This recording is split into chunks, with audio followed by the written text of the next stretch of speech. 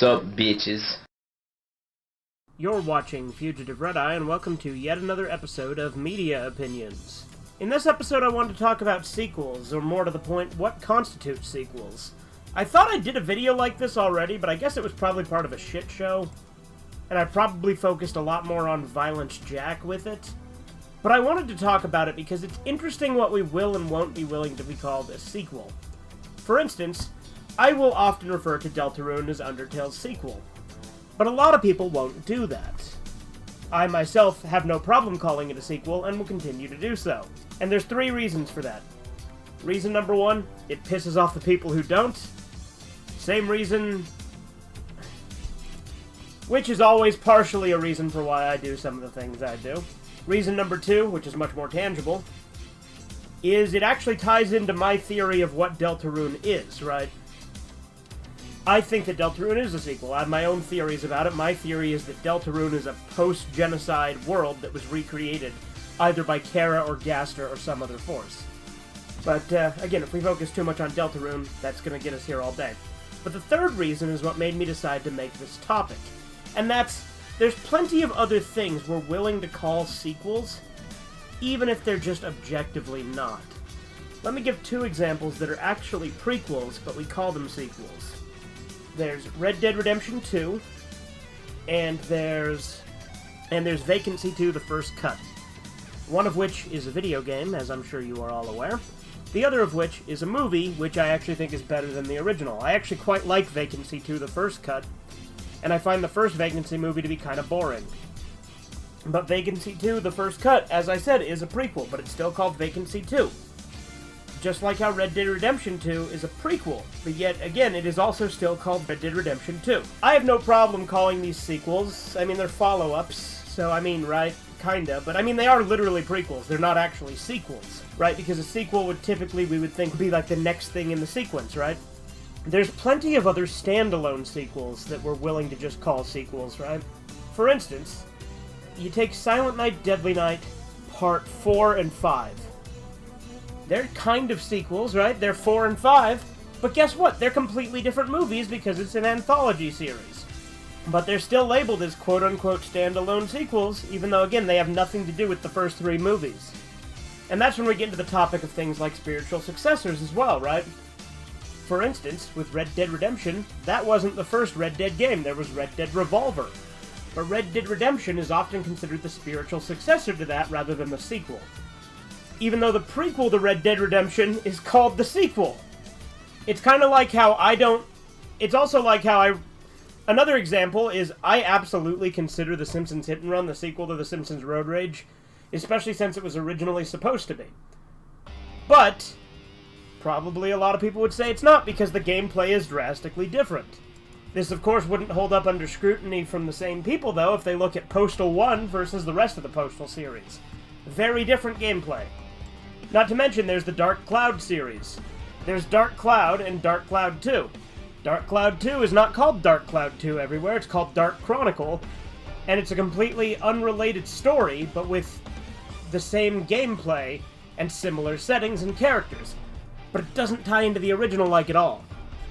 Like I said, some places it's not even called Dark Cloud 2, it's called Dark Chronicle. And then you get to crazy stuff like Italian unofficial standalone sequels that are made for movies. For instance, do you know how many fucking unofficial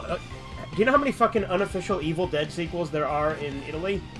At least two that I know of, Ghost House and Witchery. Because the series is rebranded as La Casa in Italy, and Ghost House and Witchery are literally just called La Casa 3 and 4. 4 and 5, respectively. So, there's at least two unofficial Evil Dead sequels there.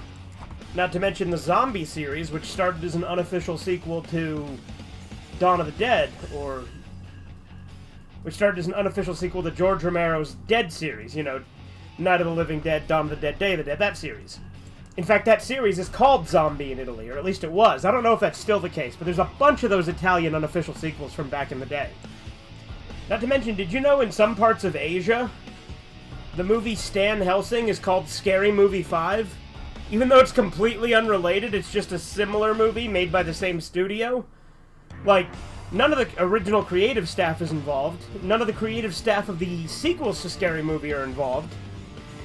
But it was published by the same studio and follows a lot of the same tropes and is the same kind of movie, so they literally just call it Scary Movie 5 in a lot of Asia.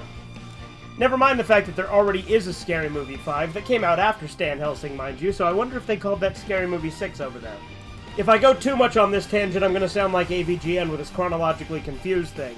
You know, like when he talked about the Final Fantasies being misnumbered here and stuff like that, and even brought up Zombie in that video. So to steer it sort of back towards where I started, interesting other thing about Deltarune. You know Toby Fox came up with Deltarune before he came up with Undertale? Undertale was more used as like a proof of concept, right? Like it was to prove that he could make a game. And again, switching gears yet again, because hey, this is a Fugitive Red Eye video, so why stay on track? But plenty of people were a lot more unwilling to call Violence Jack a sequel to Devilman for a long time. Some of those people have lightened the fuck up about it now that they've actually seen the ending. Because the ending to Violence Jack was eventually fan-translated, even though large chunks of the middle still haven't been. I, of course, own the manga in its entirety in the original Japanese. But it's funny to me that so many people didn't realize Violence Jack was a sequel. They literally said, using a Go Nagai quote that I'm not even sure is real, that I've only ever seen on wikis, where he allegedly said that Violence Jack isn't canon to anything other than itself, which only means that it's a separate timeline. That doesn't fucking mean that it's not a sequel, because Devilman was always canon to Violence Jack, regardless if Violence Jack is canon to literally anything else. And, of course, you know, there was the fact that it wasn't a sequel until the end, which isn't entirely true. There were little bits of it bleeding in here and there for a lot of the later volumes, but it didn't full-on become a sequel till the end. But here's the thing, the canon official sequel, Devil Lady, doesn't become a sequel till halfway through. So again, people pick and choose.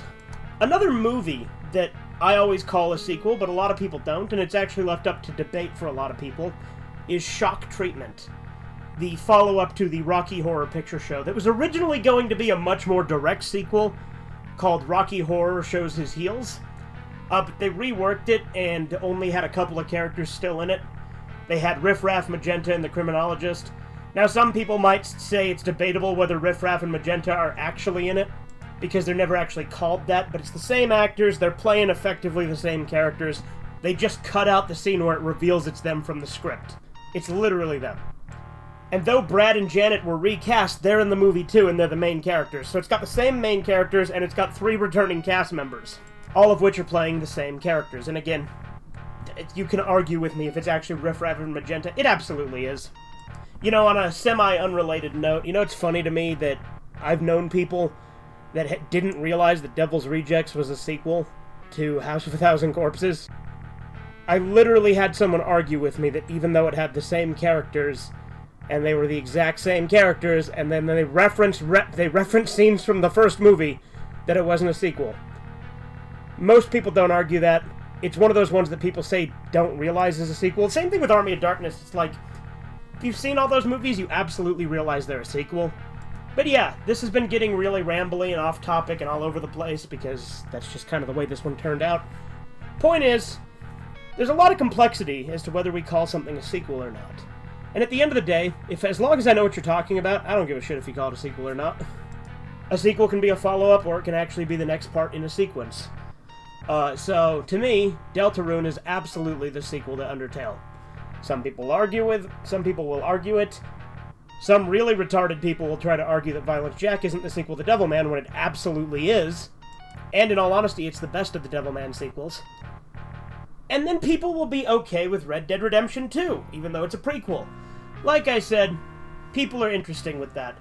But I don't really have a solid definitive answer on this one. Just thought I'd pick your guys' brain and kind of throw myself all over the place. Sounded like a fucking gibbering idiot. So I hope you enjoyed. Have a good one. Toodles. Subscribe to Fugitive Red Eye.